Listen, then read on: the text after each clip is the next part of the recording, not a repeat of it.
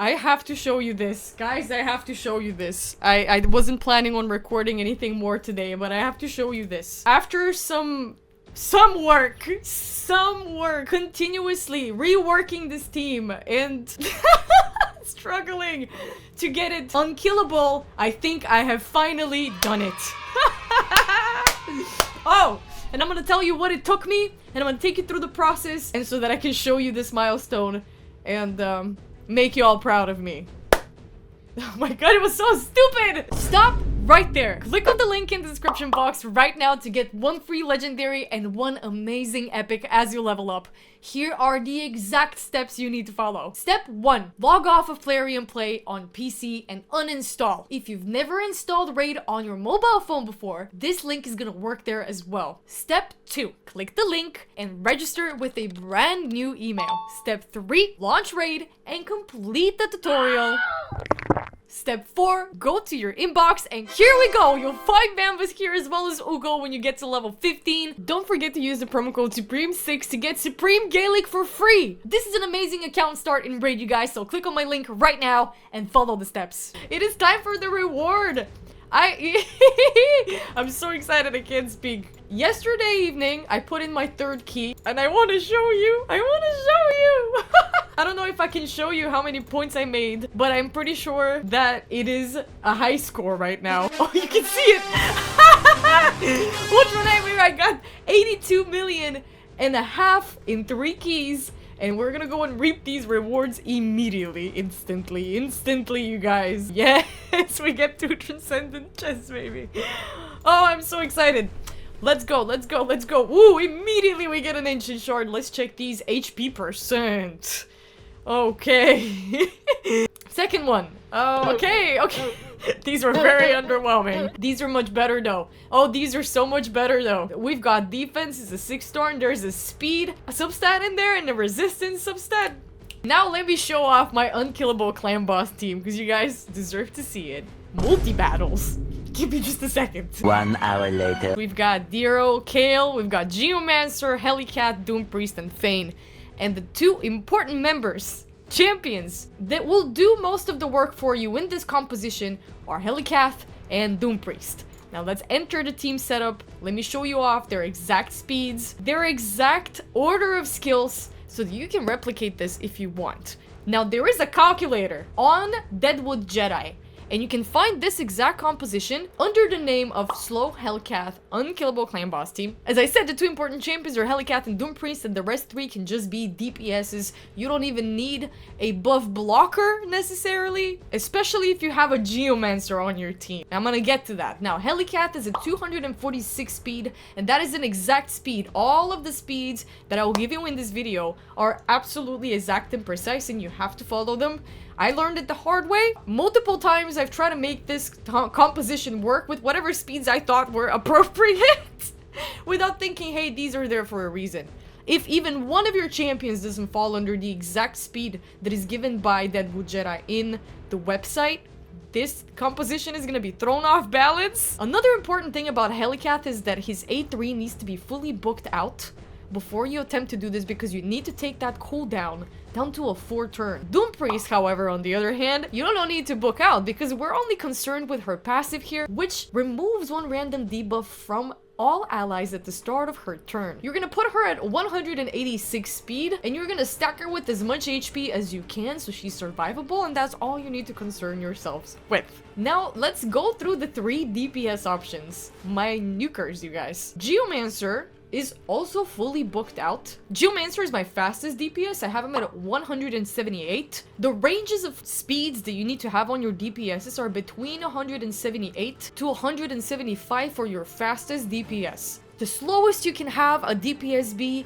is 173. The important thing about Geomancer and why I'm using him in my team is because of his burn on his A3, which also synergizes with his passive, where enemies under the HP burn that Geomancer placed will also get an extra amount of damage. It also decreases the damage that all allies receive. This passive gets me so many more points, and he's an absolute staple. I love him so dearly for this. His A2 also has utility, you guys. If you tune this properly with his speeds, he's actually gonna come in and remove the increased attack that the Demon Lord is gonna place on himself after whooping you with that AoE. So you don't have to worry about a buff blocker when you have Geomancer on your team, because he takes that buff. My second DPS is Kale, and Kale swapped the place of Ugo because first of all, she was the only one with the incorrect speeds on my team. I think Geomancer also had a little tweaks that I had to do to him, but Ugo had no place on this team because the point of Helicat being on your team, and I didn't think of it this way, is that your team should fully be covered by the block damage, and only the single hitter should fall on one of your champions unprotected, but with a shield on. Helicat cast that shield on his A2. That's why I've put it as a second priority, so when this A3 is loading, he can come in with the shield, and your champion that is taking the stun, that single hitter that places the stun debuff, can be protected while they're taking that damage. And in this case, in my case, and how I've built out Geomancer, he is the stun target, and it's perfect because he deflects damage and he survives all of the hits even when he's on low HP, and it's all thanks to Helicat's shield. Now Kale brings poison that he is barely landing, and I know exactly why. Look at his accuracy. Now for Demon Lord, if you're running Ultra Nightmare, for your debuffs to land, you need to have over 230 accuracy, so we need 100 more here. And his poisons are gonna land properly. And on my last spot, my slowest DPS, well, they're kind of the same speed with Kale, but it is Fane. And why I have Fane on my team is because she comes with this amazing decreased defense and weaken on the same skill, even though the weaken also comes from Helicath and also has a chance of being placed by Geomancer, so there's a lot of weaken here in case something doesn't land. We have a backup, but the decreased defense is very important. That way we deal more damage.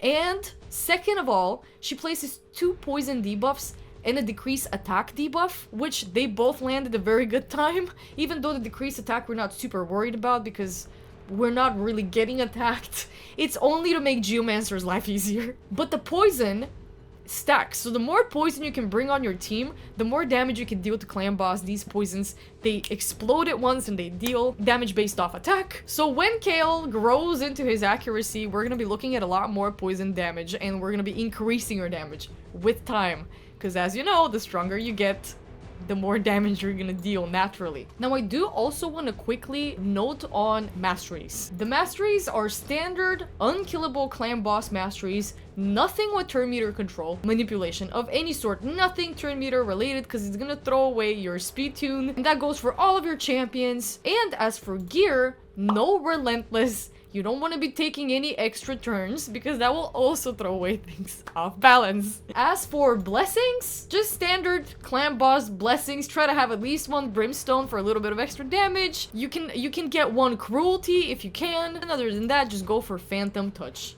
Phantom touch is standard for nukers. I have my Helicath in brimstone, and I know that it requires accuracy for it to land, but it clutches in other places. Not specifically clan boss that much, but every once in a while I do get a nice little brimstone in there, you guys. So this is the team. We're gonna run them so you can see how it is, how it syncs, and what happens during each round. Now, the whole thing is going to sync itself after the 3rd count. So you're gonna be taking an attack while you're exposed, but it's only gonna be on the 3rd count, and afterwards you're gonna be fully covered. And now watch this. The block damage is gonna disappear on everyone. We're running out. The poison's landed. Geo got the stun. We're counterattacking, and now we get hit, and now we place the block damage, and everything is fine. Now this is what's gonna happen. Geo is always gonna take the stun. I just hope that everything is synced, indeed. Yep. And now the block damage comes in, and you're protected against the AoE, and this should happen every time. So don't worry if your stun target runs out of his block damage or her block damage while they're being targeted with the stun. That's exactly what should happen. See, we saw here a pretty little steal of the increased attack that the Demon Lord places on himself and the stun, and now Doom Priest cleanses it, so you don't really have to worry about it. And by the time the AoE attacks hit, you're gonna be protected. Bam. Bam, bam. and the next AoE is also protected. Again, very important that you follow the exact speeds that the calculator gives you. Helicat should be between 246, 248. Doom Priest should be between 188 to 186, and I mean not more, not less. And then your DPSs, even if you place them all at 175 and you just have one of them faster, two at 175 and one at 178, and it does the exact same thing. It doesn't matter how your DPSs are really ordered. The stun target is a bit harder to figure out. Now, important to note that this composition also works for Nightmare, except the whole thing is gonna sync at turn counter 9, and you should start with the A2 instead of the A3 on Helicat. Have him cast the shield first, and then cast the block damage. By the 9th turn, everything falls in place. This is the good thing about this build, you guys, that you can use them for both Nightmare, Ultra Nightmare with minimal tweaks. And this is a guaranteed 3 key on all affinities, you guys, which is chef's kiss. Really. Very proud of this composition. It took me so long, and it took so many of you guys' help and input, and I want to thank each and every single one of you for helping me get here. Thank you, Deadwood Jedi, for coming up with this piece of art. And I'm gonna run 3 keys and I'm gonna show you the total damage that we can do, and let's see if we surpass our high score. I'll be right back, you guys. One eternity later. We are on the... oh my god, I'm... right. We're on the last couple of boss turn counts, and we are exceeding 20 million damage every time. It is over 25 million, which is what I'm concerned with, but because then it is definitely and undeniably a transcendent chest. And everything is still synced. Everything is working perfectly smooth. It might have taken me 4 months of gameplay, but I finally got there. What a journey this has been. My biggest issue, and I need you to understand the whole journey. I first went through He-Man until I realized, wait, he has turn meter things. I can't use He-Man as a nuker. And then I plugged in Ugo because I wasn't surviving all the turns and I needed sustenance. We were being smacked out because our speed tune was just not correct. I wasn't realizing that my speed tune wasn't correct, and thus I don't need Ugo for sustenance. I was really clinging on to her. And then I swapped out Ugo and I put in Kale, and I had to speed tune him and Geomancer. Geo was a little bit too fast for my liking as well, and everything fell in place. I don't know why I made Geomancer 190 speed. This is the final big attack the Geomancer gets with the stunt. Oh, sorry. It's always when I want to say something important where my body's like, look, you're not gonna talk. And now there's one more counter and we're gonna get smacked out of oblivion and we're not gonna be able to revive. And this is the end of the battle. Bam. And we made almost 27 million in a single key. And I'm gonna show you how much we made in 3. 82 million! It is about as much as my high score is. But this is what 3 keys do us. Transcendent chest clutched. Do this every day. You're gonna start racking up ancients and secrets like it's nothing. Even some voids. Yes, I know. Even some voids. Well, guys, I hope you found this video helpful, enjoyable. I hope you can learn something from this configuration. And good luck with your clan boss journey, whoever is watching this. I'll catch you guys again tomorrow. Bye!